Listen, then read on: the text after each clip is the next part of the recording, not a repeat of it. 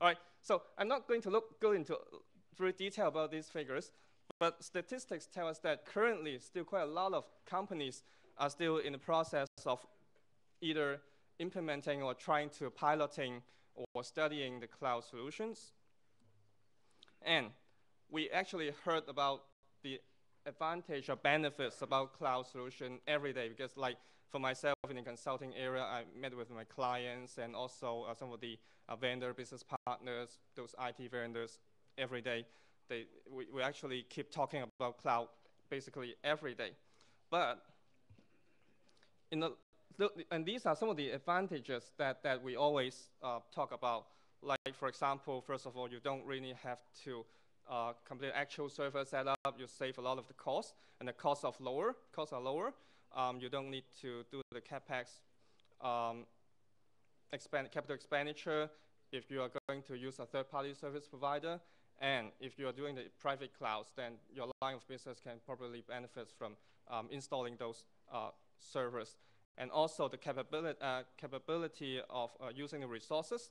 The capacity planning is much easier. You don't really need to keep your servers like a lot of capacity to meet the requirements, because different companies using the same service, a cloud service provider, can actually leverage on the cost of the capacity planning. And next one about the upgrades and applications, implementations, and setup. If you're adopting like solutions, software as a service, then you probably don't need to do the long implementation cycles every day. You just click on, go to the internet, and then you can get the most updated solutions. And I'm not going to talk about each of those solutions, each of those benefits. But after we look at all these benefits about implementing cloud solution, there's still quite a number of people are still like piloting or still studying about the cloud. They really, as I mentioned, when we talk to the vendors and business partners and clients, a lot of people are still talking about cloud rather than already implemented or piloted cloud already. So what's the reason behind for those people like still struggling or studying whether they decide to go to cloud? Now, these are some of the reasons that why people don't go to cloud, still studying about cloud. A lot of people, like you see, majority of people here, whoops, doesn't work very well. Yeah. The risk outrate benefits about 37%, and the benefits and risks are balanced 39%. So quite a majority number of people like still can't figure out the benefits about implementing cloud solutions. So that's why they're still struggling. All right, but what are they struggling about? Like as Daniel this morning, he also mentioned about like some of the key top reasons or factors that they're still considering. For example, the security concerns about security and privacy issues and the virtual or cloud environments, compliance requirements, and legal factors that people are also concerned about. All right, so coming back, like cloud is a relatively new initiative to a lot of the people. You can imagine, like in, say, hundreds of years ago or even thousands of years ago, when the concept of a bank was first evolved.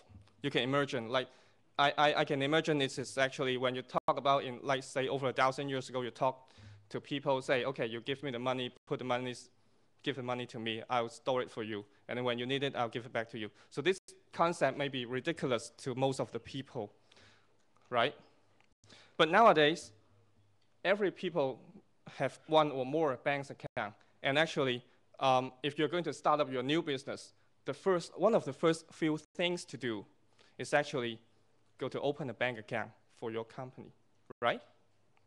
So, like over thousands of years of evolving, like this is the similar concept that you can try to think of. Maybe in one day, when we are starting up a new business or launching a new business unit, one of the first few things to do, apart from opening a new bank account, is go to engage a cloud service provider and get all your IT systems and solutions and things up and ready for you, right? Does it make sense? But hopefully, we don't need to get like thousands of years to get to that stage, right? Okay. And these are actually some of the risks that introduced by the adopting of cloud solutions. It's pretty actually quite similar to what you're doing with introducing a bank of a concept, like identity and access management. If I'm going to put my monies to the bank, right? How do the bank authenticate myself? Will there be any like people getting unauthorized access to get to the bank and get all my money out? Same principle. In cloud computing, we talk about identity and access management, right? Legal and compliance, whether there is any governance process or governance controls or legal requirement for those banks to follow, so that my money that put to the banks is protected and safeguarded, right? How about those data? When I'm doing cloud solutions, I put all my data to the cloud service provider, whether there's any compliance, governance process, or controls to make sure my data is protected, and there are controls to manage and maintain those data.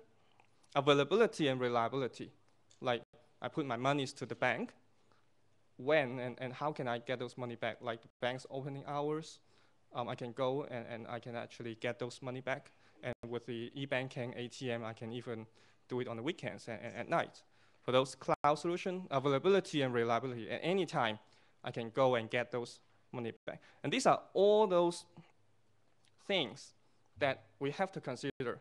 This risk is not really new to a lot of people. When you're talking about identity access management, legal compliance, availability, if we're talking about in a traditional model, this risk still exists, right? It's not really some kind of new risk they introduce. But in a cloud environment, all these risks might have a new or enhanced interpretation. How we're going to like moving from the traditional kind of security and risk concern and move to the cloud environment. All right, so when we are considering to adopt a cloud solutions, we have to consider a few factors to do. First of all, we have to understand our IT service portfolio. First of all, understand what we have, what IT service are we actually doing and serving, providing to our end users. And the economic returns, the economic benefits, the transition costs, the benefits analysis. Actually, during the coffee break, I have a chat with one of the people here and talk about like, oh, is it really a trend of moving to the cloud solution rather than like, if my company is not that large, are we actually buying the server and hosting all my services, like what are the costs and benefits? It really depends on the cost that the service provider or the cloud solutions provider are offering you. Like if you're buying a server, like for a new startup business, a very small company, like buying 1 or 2 servers and get one of the part-time people to maintain those servers, like the cost is not really that huge. But when we are engaging a cloud service provider, depending on the cost, how they charge per month, if they're just charging a relatively cheap, and it might be even more cost-effective than you're owning your own server. So this is actually the benefits that cloud solutions are going to provide to you.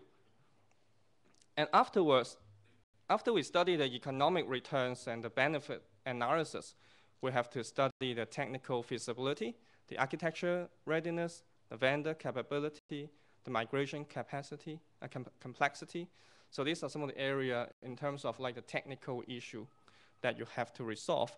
Apart from the technical issue, we also have to concern about the risks and controls, data governance, vendor compliance, security, privacy, some of the risks that I introduced in the last slide. Based on all these requirements, we have to formulate our cloud strategy in order to move forward. And this is one of the cloud risk assessment approach that we can consider. First of all, we have to identify the risks, like review the risk source, and develop a risk statement, identify what are the business risks, assess the risk, identify the risk statement scope and cloud deployment model, and using a figure here like a heat map. We use red means high risk area, yellow medium, green are low risk area. Identify what areas are actually in the key area that in the high-risk area that you have to address, and identify the preliminary controls using some of the IT policy and security, and also work with your cloud vendors to do that. An illustrative example here is about a formal risk evaluation process. For example, if we're determining about the business scopes and requirements, we have to ask a few questions about, first, what are the business requirements? What assets resources are you planning to migrate? What is the data of interest? Who are going to manage and how they're going to work? And apart from the business scope and requirement, we have to study about the service model, consider model that we are going to deploy or adopt. Say we're going to have SaaS, PaaS, or IaaS. What kind of model are we going to do? And the deployment model, whether we want to go to a fully public cloud, we develop our private cloud, hybrid, or etc. And then after all those evaluation, with reference to the risk assessment framework model, then we identify the risk evaluation and determine the acceptance here. And also when we are doing the risk assessment, we sometimes use this kind of, we call the risk map. Or this is our company's risk map, identify a lot of the risk areas that you have to consider. So this is actually, when we are putting up a real printout, it's like a wall. It's very big. And in each of the area, there's even more kind of controls and areas of concern within inside. So we actually normally sometimes take this as reference to do a risk assessment, identify which of the area are the concerns of your organization or in your case. Based on that, we can do the heat map thing I just mentioned, the red, yellow, and green, the traffic light thing. Identify which are the key areas that impact you most that you have to address immediately before you adopt to the cloud solutions. For example, some of the areas here about, say, vendor selection. When you're doing the vendor selection, you have to consider whether their reliability and whether it's trustworthy, and also other requirements, whether they meet your company's requirement. For identity and identity management, as I mentioned, who can access to what? I will illustrate it a little bit more in my next slide. Compliance issue is also one of the key issues here. Data transfer, about data privacy requirements. All right, especially for identity and access management, I think this is not a new topic to many of you. Depending on whether your company has already implemented a sophisticated like identity and access management model, if you're talking about when we are migrating to a cloud solutions, we are talking about the benefits that you can actually accessing to your data everywhere and every time, right? It's not limited to certain physical locations or other restrictions. So you can actually, using a handheld device, notebook, whatever device to do. So if your identity and access management control within your existing infrastructure, I mean the traditional mode of infrastructure, is not well defined. When we are talking about moving it to the cloud solution, the risk might be even actually higher because like you can't even control the other people going to access your data if it's not well protected. So these are the areas that you have to concern about the single sign-on, log management, privileged user management, all kind of thing, and the role assignment. Imagine a case that when we traditionally talk about the identity and access management, we always talk about the obsolete users. Like in many of the cases, the client that we met, they often have this situation about like when the employee has resigned and left the company, they normally don't really timely terminate those user access rights or block that account, right? And in the physical environment, if you're talking about like I have to go to the company and using a physical computer to log in my infrastructure, then there are still problems. Maybe the other users or their colleagues may use his user account to access to the system, but it's still restricted to the physical environment within your office premises. Imagine if you're going to cloud solutions, then people normally access the system remotely, and if those access rights or user accounts was not terminated timely, then the people or the ex-employee can still access to the data and retrieve the data every day. So this will be one of the examples that it will induce additional risk for identity and access management in a cloud solution, a cloud environment. leveraging on the internal audit and compliance, are there any of you in the role of internal audit, IT internal audit or compliance area? No? Okay. So have you think of, like, when you're designing your cloud solution strategy, engage your internal audit or compliance people? I know sometimes, like, IT professional people don't really work very well with the internal audit or compliance people. But try to think about another case, because like they are in the area or expertise of like risk controls and sometimes security kind of thing. So when we are approaching the cloud solution, we can try to turn them to your side, right? Rather than on the opposite side. Act as your advisor to understand the risk of introducing the cloud solution or this new initiative. And often because they have access to the board of directors or the audit committee, they can help you to streamline the whole process of like asking for budget or whatever kind of thing. And also to mitigate the risk of doing that. And also the recommend approach maybe understand and educate on the cloud computer risk in terms of security, privacy, and contractual clarity, and how to mitigate the risk about migrating to the cloud solution. So these are some of the areas that you can try to think about leveraging on those internal audit and compliance people in your cloud strategy. Apart from that, there's some kind of common trust currency that we normally think about when we are adopting a cloud solution. First of all is the end user license agreement or service level agreement. Obviously, when we are engaging a cloud solution provider, one of the first gatekeeper is to have a SLA signed and with the relevant terms included in the SLA. Make sure that the cloud service provider apart from the operation level, service level agreement in terms of the security, privacy, and protection, all those requirements that included in the SLA, and also provide a right to audit within the SLA so that if you really wish to understand or assess the controls or privacy protection within your service provider, you have the right to do so. We've seen some cases that the service provider is not doing good to provide a good security and protection environment, but ends up when the clients talk to us and say, hey, anything that you as a consultant or independent review assessor can help us to do. And we first of all talk to them and ask about, like, look at the service level agreement. They don't really have those relevant clauses in your SLA. Then the service provider refuses to let you to review any kind of process or controls within that organization. So it happens. And also ISO 27000 series of certification. I think this is, everybody is very familiar with that. This is one of the areas that you can consider.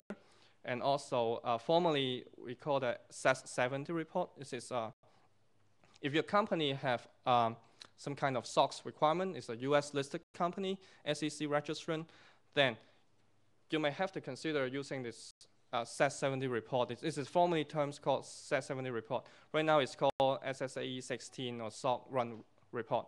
Service Organization Controls report is a new standard, but it's more or less based on the SAS 70 report evolved. So you can ask for doing a SOC 1 report. And if you're not really like US listed or need to comply with the SOX requirement in terms of the financial statement reporting, in the SOC report, it's a new SOC report, SOC 2 report. It's actually focused on the security, availability, process, integrity, and confidentiality of privacy in order to address this kind of requirement of doing a service organization audit assessment for those companies that are not really required on the SOX requirement. So this is a SOX report. Okay, and I'd like to illustrate SOC report because in the SOC 2 report, there's already design a number of the frameworks or the principles that you have to audit upon, and which is we think that it is very relevant to those cloud computer solutions. So this is actually a recommended approach for those cloud service provider to do a SOC 2 report in order to provide an opinion on all these kind of areas, including security, availability, process integrity, confidentiality, privacy, third-party assessment. And actually, in the guidelines that provided by the AICPA, it included quite detailed requirements or guidelines about each of the area. For those, say, security, there's a list of areas of control that you have to consider or test a point, apart from the privacy part, because the privacy part depends on case by case. It don't, in the guidelines, it don't include very detailed requirements, because depending on the jurisdictions, depending on your company's privacy policy. In Hong Kong, typically we'll look at the PDPO and the Code of Practice and other guidelines issued by the privacy commissioners, and also the 6 data protection principle. Like Henry will illustrate a lot more detail in his next presentation about the privacy area. So these are those areas that we have to consider when we're putting into the cloud solution or considering using a SOC 2 report. All right, so this is actually my final slide. If we are thinking about migrating to a cloud solution, we have to align the cloud computing model, the board direction to ensure the investment create business value rather than like just for doing the cloud, and also understand the risk profile about the and apply appropriate security, data, and vendor management controls. Strengthen the cloud security by using the role-based access control. Ensure your infrastructure and solutions comply with the privacy compliance and other regulatory requirements. Ask for a SOC 2 report from your cloud service provider, and also during your SOC journey, last but not the least, consult with other experts or some of the people that you have done before, like CSA, other professionals in the industry. Okay, so this is the end of my presentation. Finally, some kind of introduction that Deloitte company profile, we actually rank as one of the leading security and privacy risk consultants, and summary profile here. All right, okay, thank you very much for your time. Again, thank you, Mr. Tam, for his comprehensive description on the cloud solutions. So